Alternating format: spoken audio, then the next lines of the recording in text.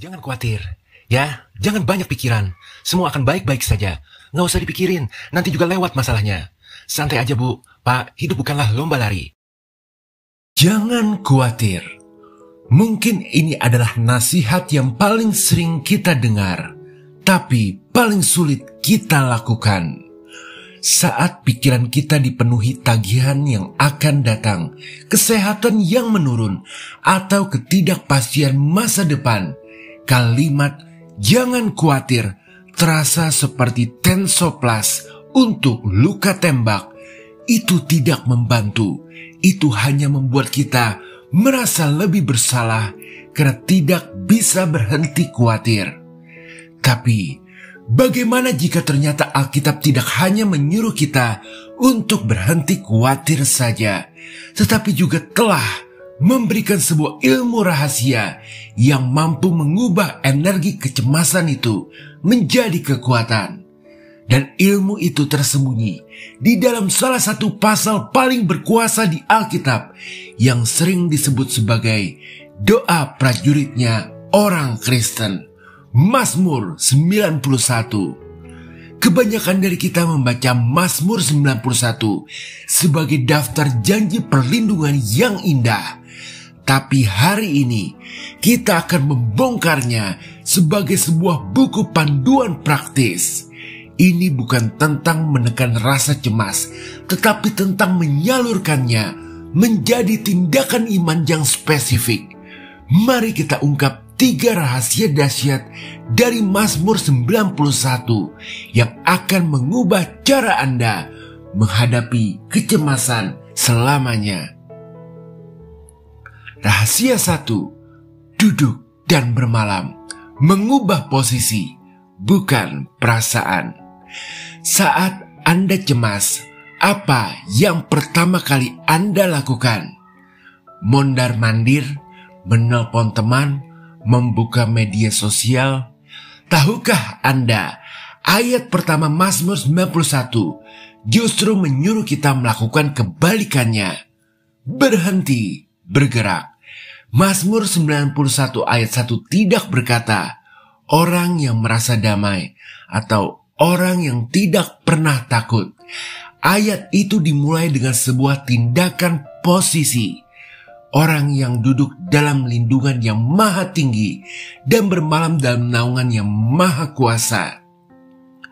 Duduk adalah keputusan untuk berhenti dari kepanikan kita sendiri dan menempatkan diri kita di bawah otoritas Tuhan. Bermalam berarti tinggal di sana, tidak hanya mampir sebentar saat ada masalah. Jadi panduan praktisnya, saat serangan cemas datang, jangan langsung mencoba melawan pikiran itu.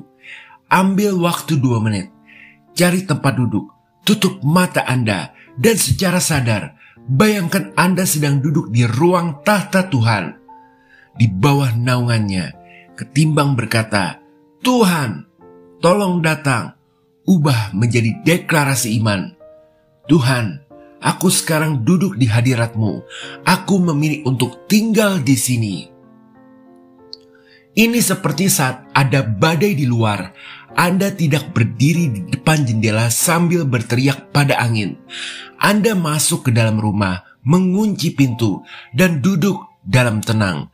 Badai itu mungkin masih ada, tetapi posisi Anda sudah aman. Karena ketahuilah, rahasia ini membuka janji di ayat 2. Anda akan berkata kepada Tuhan, tempat perlindunganku dan kubu pertahananku. Perhatikan, ini adalah hasil, bukan syarat. Setelah Anda memutuskan untuk duduk, keyakinan dan deklarasi itu akan muncul secara alami dari dalam diri Anda. Lalu selanjutnya, bila kita sudah mengubah posisi kita dari orang yang panik menjadi pribadi yang terlindungi, maka bagaimana cara menghadapi panah-panah api, pikiran yang terus-menerus menyerang kita? Rahasia kedua adalah tentang membangun perisai mental. Rahasia kedua, hanya menonton, menjadi pengamat, bukan peserta. Jadi, pernahkah Anda begitu tenggelam dalam sebuah film horor sehingga Anda lupa bahwa Anda hanya seorang penonton? Itulah yang terjadi saat kita cemas. Kita lupa bahwa pikiran-pikiran menakutkan itu hanyalah film yang diputar iblis, bukan realitas kita. Mazmur 91 ayat 7-8 membuka sebuah rahasia yang radikal. Walau 1.000 orang rebah di sisimu dan 10.000 di sebelah kananmu, tetapi itu tidak akan menimpamu. Engkau hanya menontonnya dengan matamu sendiri. Artinya, ini adalah seruan untuk mengambil langkah mundur secara mental dan menjadi pengamat dari drama kekacauan, bukan menjadi aktor utamanya. Maka panduan praktisnya, saat sebuah skenario terburuk muncul di benak Anda. Bagaimana jika saya dipecat? Bagaimana jika penyakit ini makin parah? Bagaimana jika saya tidak mampu membayar hutang itu? Jangan terlibat dalam dialog dengan pikiran itu. Alih-alih katakan pada diri sendiri, ini dia film horor dari si penuduh. Coba mari kita lihat apa kata sutradara agung kita tentang ini. Lalu buka Alkitab dan cari janji Tuhan yang bertentangan dengan film itu. Dengan melakukan ini, Anda sedang mengubah saluran dari film horor ke film dokumenter tentang kemenangan Tuhan. Ini seperti mendapat surat berantai yang mengancam, tapi Anda tidak panik dan tidak membalas surat itu. Anda hanya melihatnya, mungkin tertawa kecil, lalu merobeknya. Tindakan ini terdengar tidak masuk akal. Tapi sesungguhnya tindakan ini adalah aplikasi dari Efesus 6 ayat 16 tentang perisai iman yang dapat memadamkan semua panah api dari si jahat. Perisai tidak mencegah panah itu datang, tetapi mencegah panah itu mengenai Anda. Dengan hanya menonton, Anda mengangkat perisai iman Anda dan membiarkan panah-panah pikiran itu jatuh tanpa daya. Sekarang, ketika kita sudah mengubah posisi dan mengambil langkah mundur secara mental, maka selanjutnya ada satu rahasia terakhir yang paling kuat. Sebuah tindakan yang mengubah kita dari posisi bertahan menjadi menyerang. Dan ini adalah sesuatu yang paling Tuhan inginkan dari kita. Rahasia ketiga, melekat dan berseru. Mengganti fokus dari masalah ke pribadi Tuhan. Di akhir Mazmur 91, perspektifnya tiba-tiba berubah. Bukan lagi pemazmur yang bicara, tetapi Tuhan sendiri. Apa yang membuat Tuhan turun tangan dan berbicara langsung? Jawabannya ada di ayat 14. Sungguh, hatinya melekat kepadaku, maka aku akan meluputkannya. Sebab ia mengenal namaku, bila ia berseru kepadaku, aku akan menjawab. Inilah rahasia utamanya. Kekuatan Mazmur 91 tidak terletak pada pembacaan ayatnya sebagai mantra. Kekuatannya diaktifkan oleh hubungan. Melekat dalam bahasa aslinya berarti hasrat, cinta, dan kerinduan yang mendalam. Berseru bukan sekedar meminta tolong, tetapi memanggil nama pribadi yang Anda kenal dan cintai. Jadi tindakan praktisnya, saat kecemasan mencapai puncaknya, alihkan fokus Anda 180 derajat.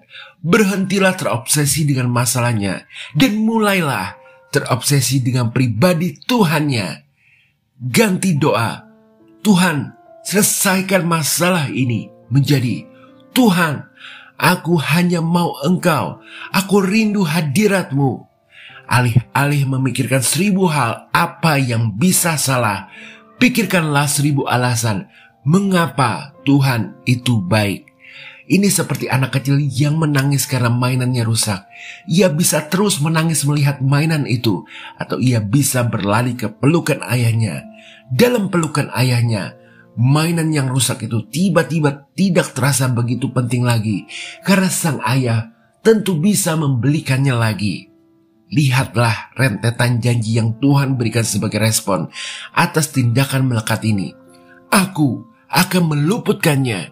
Aku akan membentenginya. Aku akan menjawabnya. Aku akan menyertainya. Aku akan memuliakannya. Aku akan mengenyangkannya dengan umur panjang. Dan aku akan memperlihatkan keselamatanku kepadanya. Ayat 14-16. Ini bukan lagi tentang sekedar selamat dari bahaya. Ini adalah janji promosi, kehormatan, dan kepuasan total. Jadi, berhenti mencoba untuk tidak khawatir. Itu melelahkan. Sebaliknya, mulailah mempraktikkan strategi tempur ini.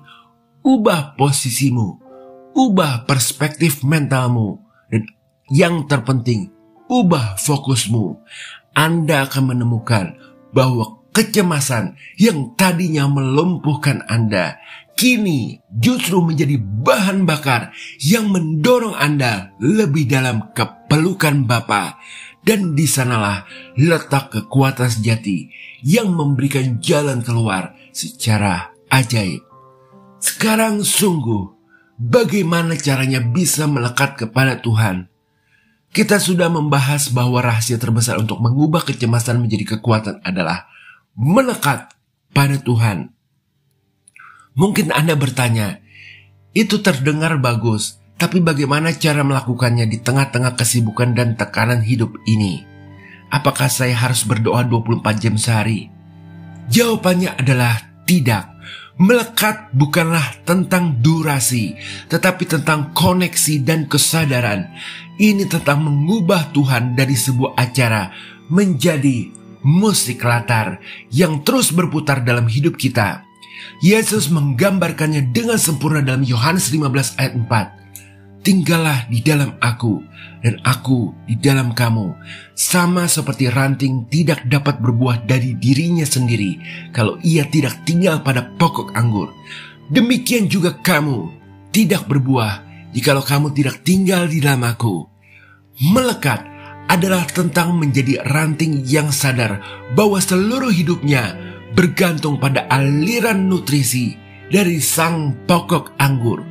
Berikut adalah 3 cara sederhana untuk memulai langkah melekat kepada Tuhan, layaknya ranting tinggal pada pokok anggur. Pertama, ciptakan jangkar pagi. Daripada langsung meraih HP saat bangun, berikan menit-menit pertama Anda langsung untuk Tuhan. Ini adalah persembahan sulung Anda kepadanya. Tidak perlu doa yang panjang, cukup duduk, tarik napas dan ucapkan, "Selamat pagi Bapa, terima kasih untuk hari ini, aku milikmu."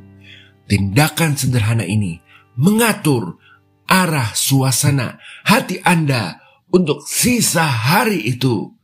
Kedua, latih diri untuk menyapa Tuhan walau singkat. Di tengah-tengah hari Anda, saat terjebak macet, saat menunggu kopi lagi memasak, atau saat merasa stres di kerjaan, ambil 30 detik untuk menyapa. Pejamkan mata atau fokus pada hati. Tarik napas dan bisikan, "Tuhan, Engkau di sini." Kalau mau, ucapkan doa Bapa kami di dalam hati. Ketahuilah, ini akan melatih otot rohani Anda untuk selalu mau menyadari hadiratnya yang memang selalu hadir. Yang terakhir, ketiga, ubah keluhan menjadi syukur. Setiap kali Anda terpojok untuk mengeluh tentang sesuatu, langsung coba tantang diri Anda agar bisa menemukan satu hal kecil yang bisa disyukuri dalam situasi itu. Macetnya parah banget, tapi terima kasih Tuhan, kendaraan saya masih berfungsi. Aduh, sakitnya tidak tahan banget, tapi terima kasih Tuhan, saya masih hidup. Aduh, tegang banget, besok mesti bayar ini, bayar itu. Tapi terima kasih Tuhan, saya sebentar lagi dapat menyaksikan tindakan pemeliharaanmu yang ajaib. Ketahuilah, tindakan ini secara aktif akan memprogram ulang jiwa dan roh Anda dari fokus terhadap masalah menjadi pencari berkat yang adalah wilayahnya Tuhan. Jadi, melekat kepada Tuhan bukanlah sebuah pencapaian, melainkan sebuah latihan. Dimulai dari langkah-langkah kecil itu, Anda akan mulai merasakan pergeseran. Kecemasan mungkin masih akan datang, tetapi ia tidak lagi menjadi pusat dari alam semesta Anda.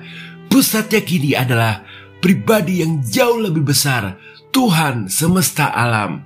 Haleluya. Amin. Jika berkenan berikan like, share, subscribe, serta komen. Tuhan Yesus memberkati.